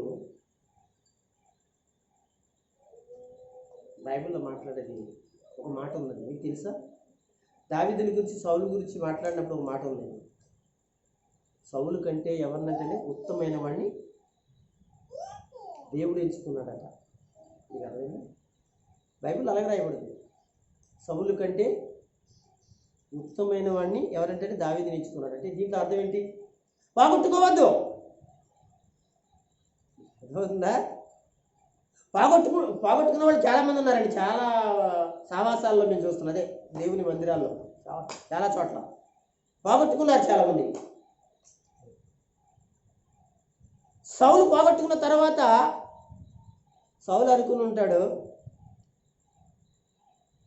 కానీ దేవుడు ఆ మాటకు సమాధానం ఉండే, ఎవరు తెలుసా, నీకంటే ఉత్తమమైన వాడిని నేను ఏర్పాటు చేసుకున్నాను. అంత అవసరం అండి. కనుక మనం బ్రతుకున్న దినాలలో ప్రభు కొరకు మనము చేయవలసిన వంతు, మనం నడవలసిన వంతు భూమి మీద ఆధ్యాత్మికంగా ఒక ఏర్పాటు ఉందండి. ఆ ఏర్పాటు నుంచి బయటకు రాకుండా ఉండడం మనకున్న అంత ఉత్తమం అసలు ఎవరికి లేదు. అక్కడ ఉండటం మంచిది ఆయన పాదాల దగ్గర. దేవునికి స్తోత్రం కలుగును గాక. గనుక పోగొట్టుకోకూడదు. పోగొట్టుకున్నది ఏదైనా ఉంటే పోగొట్టుకోవద్దు. దయచేసి పోగొట్టుకోవద్దు. మరలా చెప్తున్నాను, పోగొట్టుకోవద్దు.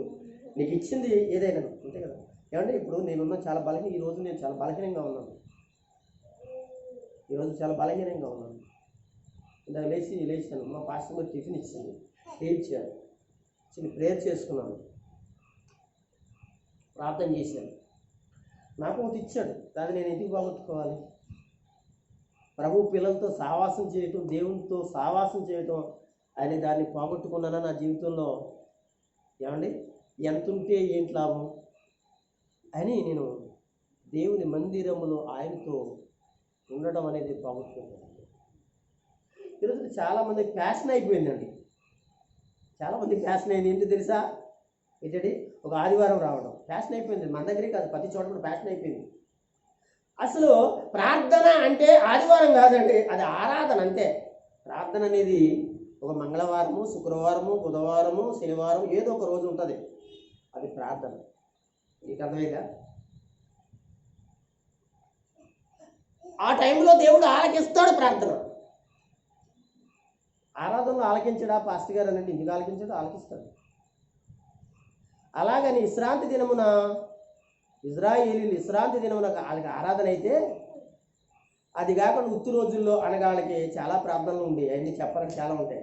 అమావాస్య ప్రార్థన, పవర్ణ ప్రార్థన, ఇంకా లెక్కేసుకోండి అంతమంది ప్రార్థనలు అలాగే. ఇంకా నెలలో ఏంటి, వారంలో ఎన్నిసార్లు వాళ్ళు గుడికి వస్తారంటే, మనమే ఏదో ఒక ఆదివారం తప్ప. ఎప్పుడన్నా మనం రావాలనుకుంటే మంగళవారము లేకపోతే బుధవారము ఇలా అదే ఏదైనా మన సంఘ క్రమాలు ఉంటే అడిగి వస్తాం. వాళ్ళు అలా కాదండి, అవసరమైతే ఆ వారంలో జరిగే ప్రతి దానికి వాళ్ళ ప్రార్థనలో పాల్గొనేవారు. ఇది దేవుని పిల్లలకు దేవుడిచ్చినట్టు నిత్య నిబంధన.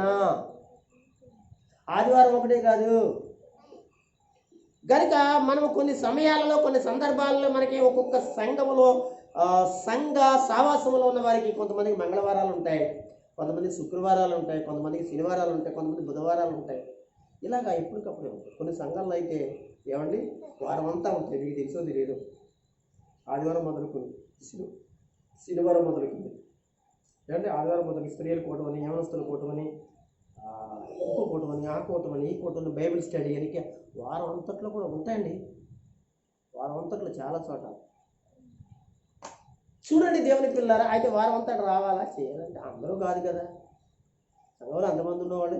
అలాగే యవనస్తులు కూటానికి యవనస్తులు వస్తారు, స్త్రీల కూటానికి స్త్రీలు వస్తారు, ఉపవాస కూటానికి అందరూ వస్తారు, ఆరాధనకి చెప్పాలంటే చెప్పనక్కర్లేదు, అందరూ పిల్లలతో కుటుంబంతో వస్తారు. ఏమండి అంటే వారం అంతట్లో కూడా కుటుంబం అంతా వచ్చి కూర్చోదు కదా. ఈ విషయాన్ని మర్చి వారం అంతా ప్రార్థనలేనా అని మీరు అనుకుంటే, ఆ ప్రార్థనలో ఎవరు ఏ టైంలో రావాలో ఆ టైంలో వాళ్ళు వచ్చి అందులో పాల్గొని ప్రభుని స్తుతించి వారి ప్రభు కొరకే వాడబడుతూ ఉన్నారు. దేవునికి స్తోత్రం కలుగును గాక. కనుక పోగొట్టుకోకూడదు. ఇక్కడ పోగొట్టుకున్నది ఎవరు పోగొట్టుకున్నారంటే ఒక స్త్రీ పోగొట్టుకుంది. స్త్రీ అనేదానికి మీరు అక్షరార్థంగా తీసుకోకూడదు. ఏమండి, అక్షరార్థంగా ఆత్మీయంగా తీసుకోవాలి. ఏంటి ఆత్మీయ అంటే, సంఘము అనగా స్త్రీ అనగా యేసుక్రీస్తు వారికి సిద్ధపడబడుతున్నట్టు పెండ్లి కుమార్తె అనబడిన సంఘం. ఈ సంఘము దేవుడిచ్చిన ప్రతి ఆధ్యాత్మికమైన పని, ఆధ్యాత్మికమైన వరం, ఆధ్యాత్మికమైన ఫలాలు, ఆధ్యాత్మిక సంగతులు దేవుడు నీకు ఏమైతే ఇచ్చాడో ఆ అన్నింటినీ కూడా ఆయన రాకడ కొరకు నువ్వేం చేసుకోవాలి, దాన్ని కొనసాగించుకోవాలి. ఇక్కడ ఒక మాట చెప్తున్నారు మీకు. అయితే ఇక్కడ పోగొట్టుకుంది, అయితే నువ్వు పోగొట్టుకోలేదు మంచిదే, నువ్వు పోగొట్టుకోలేదు మంచిది. కొంతమంది పోగొట్టుకోలేదు. ఏం చేస్తారంటే దేవుని దగ్గర దాన్ని జాగ్రత్తగా వాడుకుంటూ ఉంటారు, మంచిగా ఉంటుంది. ఇక్కడ ఈ స్త్రీ పోగొట్టుకుంది అని. ఈ పోగొట్టుకున్న స్త్రీ తిరిగి ఒక మంచి పని చేసిందండి. ఇది నేను మీకు చెప్పాల్సిన విషయం. పోగొట్టుకోలేని వాళ్ళు చక్కగా ఏం చేస్తారంటే కొనసాగించబడతారు. కానీ పోగొట్టుకున్న స్త్రీ మనకి కనపడుతుంది. ఆమె పోగొట్టుకుందని చెప్పేసి అలా ఉండలేదు, కానీ ఆమె దీపం వెలిగించి అనే మాట కనపడుతుంది. దీపం వెలిగించి, మొట్టమొదటిగా గమనించాలి వెలిగించుకో విషయంలో. నువ్వు తిరిగి వెలిగింపబడాలి. ఈ మాటలో ఎక్కడ ఉంటుందంటే ఎబిలి రాసిన పత్రికలో ఉంటుందండి. నువ్వు వెలిగించబడాలి, చదవక్కర్లేదు, వెలిగించబడాలి. ఏమండి, ప్రభు పిల్లలుగా సంఘము వెలిగించబడాలి. ఒక వ్యక్తిని గురించి కాదు నేను మాట్లాడుతుంది, ఒక వ్యక్తిని గురించి నేను మాట్లాడట్లేదు, కానీ సంఘముని గురించి దేవుడు మాట్లాడుతుంటే వెలిగించబడాలి. ఊడ్చుకోవాలి, ఓడ్చాలి, దొరికే వరకు కూడా నాతో సహా మీరేం చేయాలి? దొరికే వరకు నాతో సహా, నా కుటుంబంతో సహా, మీ కుటుంబాలతో సహా, గమనించిన సంఘ కుటుంబాలతో సహా ఏదైతే మనం పోగొట్టుకున్నామో దాన్ని మనం ఏం చేసుకోవాలి? అలాగే జాగ్రత్తగా ఎత్తుకోవడం మంచిది. అందులోకి ఎతికేటప్పుడు చీకట్లు ఎత్తకూడదు, ఇది పెద్ద ఇబ్బంది. చీకట్లు ఎత్తకూడదండి. నువ్వు ఎతకాలి అని అనుకున్నావా, దీపం వెలిగించుకుని ఎత్తుకో. ఏమండి, దీపం వెలిగించుకుని ఎతికినప్పుడే ఏం పోగొట్టుకున్నామో, ఎంత పోగొట్టుకున్నామో, ఎలాంటిది విలువైంది పోగొట్టుకున్నామో ఆ ఎలుగులు కనపడితే తప్ప చీకట్లో కనపడుతున్నాం. అర్థమవుతుందండి? గనుక మనము పోగొట్టుకున్నది ఎలుగులో మనం ఎత్తుక్కుంటే అది దొరకక మానదని బైబిల్ ఖచ్చితంగా చెప్తుంది. చీకట్లో ఎత్తకొద్దు. చాలామంది ఎతుకుతారు చీకట్లు. అంటే పోగొట్టుకున్న దానిని ఎతకాలని ప్రయత్నిస్తూ ఉండగా వాళ్ళు మార్చుకోకుండా ఎతికితే ఎలాగంటే దేవుని దగ్గర దొరుకుద్దా? అదే చీకటి అని నేను చెప్పేది. చీకట్లో ఎతకూడదు. మార్చుకోకుండా, మార్చబడిపోకుండా, మారు మనసు లేకుండా. బైబిల్ అంతట్లో చెప్పబడింది, నీ జీవితంలో కార్యాలు జరగడానికి మొట్టమొదటి అద్భుతంగా దేవుడు కార్యాలు చేయడానికి నీలో మార్పు చూస్తాడు. దేవుని స్తోత్రం కలుగును గాక. మార్పు చూస్తాడు. కొంతమంది అండి ప్రకటన కింద రాయబడినట్లుగా మరీ వాత వేయబడిన మనసాక్షి ఇచ్చేటండి మరీ బ్రష్లు అయిపోతున్నారు అని బైబిల్లో రాయబడింది ప్రకటన గ్రంథంలో. ఇంకా నీచంగా ఎవరి గురించి? క్రైస్తవ దేవుని పిల్లల గురించి మాట్లాడతాడు. ప్రకటన గ్రంథంలో మాట్లాడతాడు. ఇంకా వాత వేయబడుతుందంటే మనసు.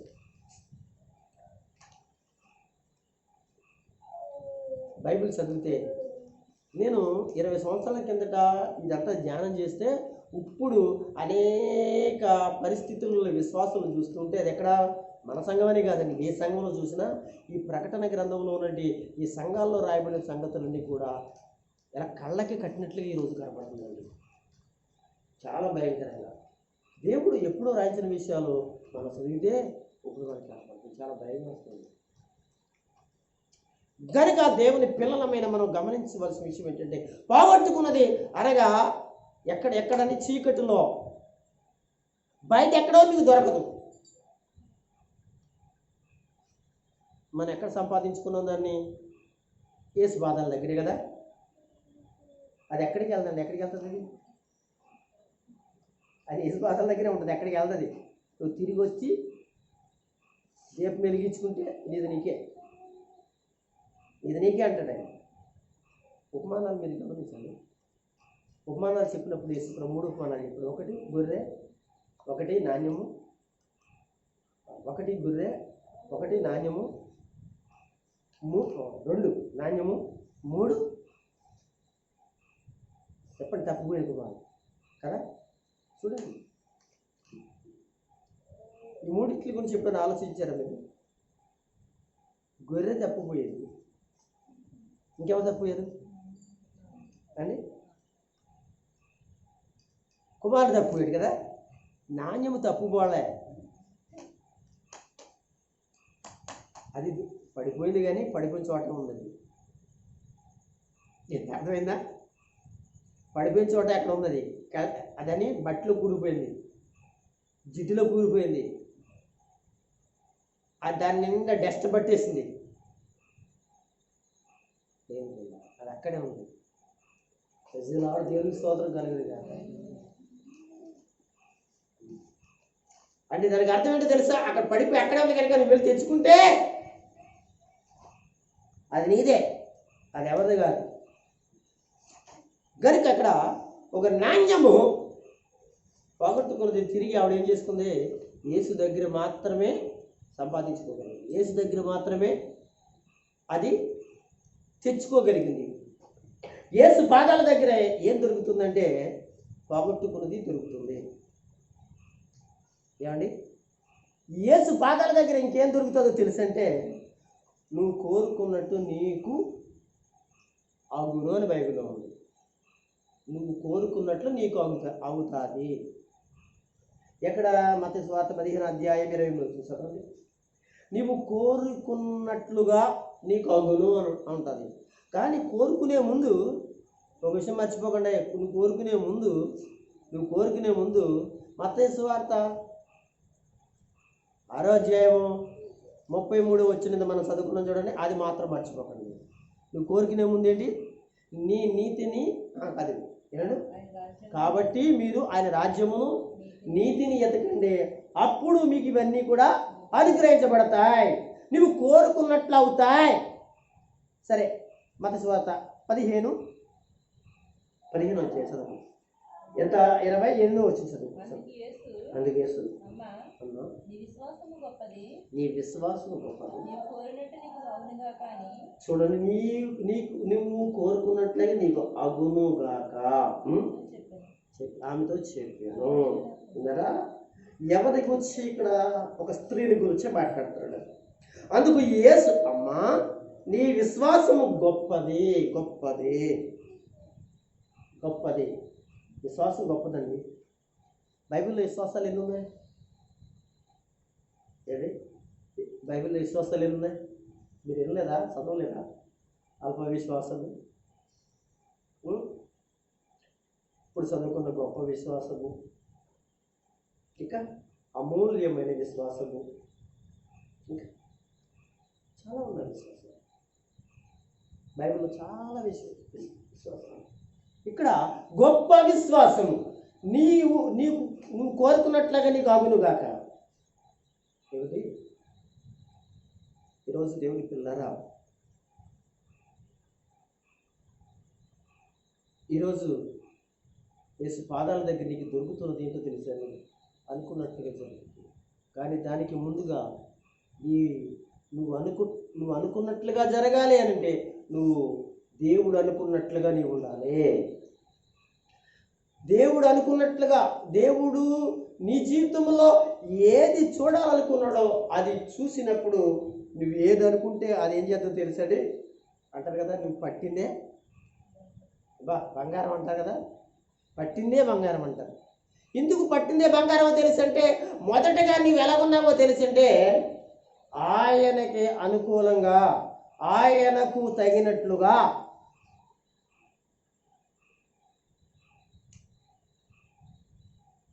అందుకే ఎబ్రిల్ రాసిన పత్రికలు చెప్తాడు 6 అధ్యాయం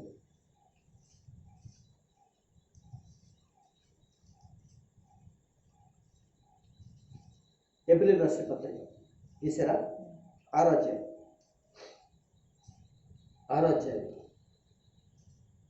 చూద్దాం ఒకసారి. ఆగండి. 11వ అధ్యాయం 6 వచ్చింది. 11:6 చూద్దాం. చదవండి ఒకసారి. విశ్వాసము లేకుండా దేవునికి ఇష్టం అసాధ్యము, దేవుని యొద్దకు వచ్చేవాడు ఆయన ఉన్నాడని తన వెతికి వారికి ఫలము దయచేవాడని నమ్మవలని కదా. ఫలం ఈ రోజున నువ్వు అనుకున్నట్లుగా జరుగుతుంది అంటే, నువ్వు దేవుడు అనుకున్నట్లుగా నువ్వు ఉన్నావు. దేవుడు అనుకున్నట్లుగా నీవుంటే నువ్వు అనుకున్న దేవుడు చేస్తాడు. అంతే కదా. నన్ను గణపరిచే వారిని నేనేం చేస్తాను? గణపరుస్తాను అంటే దానికి అర్థం ఏంటి? నువ్వు నువ్వు ఆయన దృష్టిలో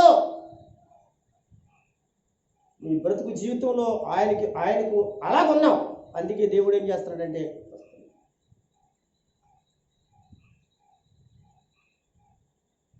నువ్వు అలాగున్నావు కనుక అలా జరుగుతుంది. అలాగే లేకపోతే అది నువ్వే ఆలోచించుకుని నువ్వే దాన్ని వ్యాఖ్యానం చేసుకోవాలి. నువ్వు అలా ఉన్నావు కనుక నీకు అలా జరుగుతూ వచ్చింది. అలా లేకపోతే అలా జరుగుతూ వస్తుందా అంటే జరగాలంటే ఎలా కుదురుతుంది? కుదరదు కదా. ఆయనకు అనుకూలంగా వరం ఉంటే అది చేస్తాడు. ఈరోజు దేవుడు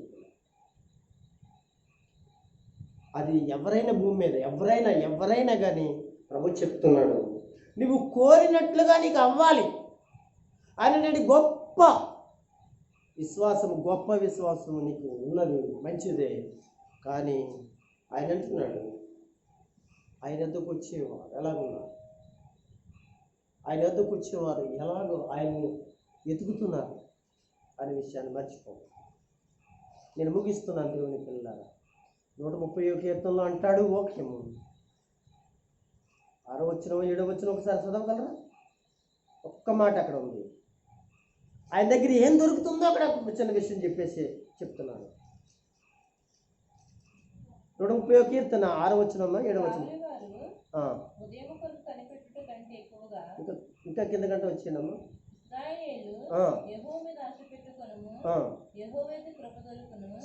ఎన్నో వచనం అది?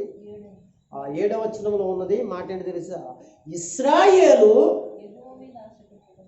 ప్రభు అయిన దేవుని మీద ఆశ పెట్టుకున్నాము. నీకేం దొరుకుతుంది? కృప దొరుకుతుంది. ఆయన పాదాల దగ్గర ఏం దొరుకుతుంది? కృప దొరుకుతుంది. దేవుని పిల్లలారా, యేసయ్యే ఆ కృప కనుక ఆ యేసు పాదాల దగ్గరే మనం సంపాదించుకుంటే, ఆ సంపాదించుకోవడానికి మనము వాక్యం చెప్పినట్లుగా మనం బ్రతికితే, వాక్యము చెప్పినట్లుగా మనం నడిస్తే, వాక్యానుసారంగా సంఘమును సావాసమును భూమి మీద మనం ఉంటే ఏమండి కృప దొరుకును. సమస్య లేదు, ఇక కృప దొరుకును. నువ్వు ఎక్కడికి వెళ్ళినా, ఏ పరిస్థితిలో ఉన్నా అద్భుతమైన కృప అనబడిన యేసు నీ జీవితాల్లో వెనువెంట కార్యములు చేయగలిగిన వాడు ఆయన. అందుకే మరి ఆ విషయం తెలుసుకుంది కనుక ఆయన పాదాల దగ్గరికి చేరి ఉత్తమైన సంపాదించుకుంది. ఆయన పాదాల దగ్గర ఉండడం పెద్ద ఉత్తమం అండి. బయటికి వెళ్ళిపోయి ఏం చేయగలం? ఆలోచించు. బయట ఎవరి దగ్గర కూర్చుని ఏం చేయగలం?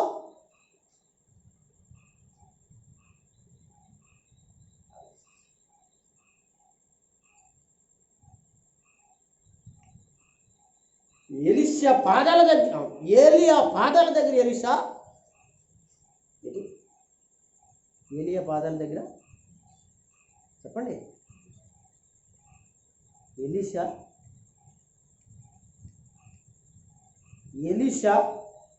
ఏలియా పాదాల దగ్గర, ఆయన దగ్గర ఏం సంపాదించుకున్నాడు తెలుసా మీకు?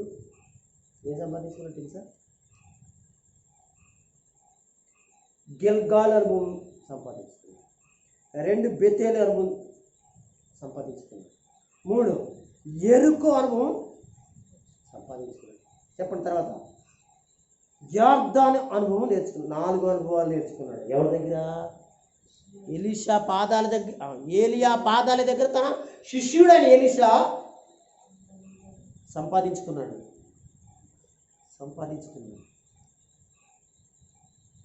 ఈ రోజున సంఘం కూడా అదే సంపాదించుకోవాలి. గిల్గాల్ అనుభవం సంపాదించుకోవాలి. నెక్స్ట్ ఇది చెప్పండి. బేతేలు అనుభవం సంపాదించుకోవాలి. 3 ఎరుకో అనుభవం సంపాదించుకోవాలి. 4 వార్తలు. అసలు ఈరోజు ఆ విషయాలే మాట్లాడాలి. ఎలీషాల గురించి మాట్లాడుతూ ఈరోజు సంఘము 4 అనుభవాలు గుండా వెళితే వాడికి ఏం దొరుకుతుంది? అల్లెలు చెప్పండి. ఏం దొరుకుతుంది అని దాని గురించి మాట్లాడాలి. కానీ దేవుని పిల్లలరా, లెంత్ ఎక్కువ అవుతుంది కనుక దేవుని చిత్తమైతే దాన్ని ఆ అంశం మీద ఏం దొరుకుతుంది అనే దాని గురించి ఎప్పుడైనా మరొకసారి ఈ 4 అనుభవాలు మనం నేర్చుకుని ప్రభువు పాదాల దగ్గర రాకడ కొరకు సిద్ధపడతాం. ప్రస్తుతానికి ఇక్కడ మనం యేసు పాదాల దగ్గర మరియ మారతులు అక్కడ ఉన్న ప్రజలందరూ కూడా ఉత్తమమైన సంపాదించుకోవడానికి ఆయన పాదాల దగ్గరికి వచ్చారు. కనుక ఆయన పాదాల దగ్గర ఏం దొరుకుద్ది అనే ఒక అంశం మనం చూస్తే పాప క్షమాపణ దొరుకుతుంది, సమాధానం దొరుకుతుంది, పోగొట్టుకుని దొరుకుతుంది. దేవుని పిల్లలారా, నీవు కోరుకున్నట్లుగా ఆయన పాదాల దగ్గర నీకు జరుగుతుంది. అది కూడా కోరుకున్నట్లుగా జరగాలి అని అంటే ఆయన కోరుకున్నట్లుగా నీవు ఉండాలి. ఆయన కోరుకున్నట్లుగా ఉండాలి అంటే ఏం చేయాలో బైబిల్లో ఉంది కానీ ఆయన చూపించలేదు. ఎందుకో తెలుసా? టైం అయిపోతుంది కనుక మీకు తెలుసు కనుక. తర్వాత ఏంటంటే ఆయన దగ్గర ఏం దొరుకుతుంది? కృప దొరుకుతుంది. రండి ఆయన పాదాల దగ్గరికి చేరదాం, ప్రార్థిద్దాం. మనం అలాగున ఆశీర్వాదకరంగా మనం ఉందాం. మన కుటుంబాలు, మన సంఘము కూడా ఆయన రాకడ కొరకు సిద్ధపడదాం. ప్రభునందు దేవుని పిల్లరా, అట్టి కృప ఇక్కడికి వచ్చిన మీ అందరికీ ప్రభు ఇచ్చును గాక, నడిపించును గాక. ఆమేన్.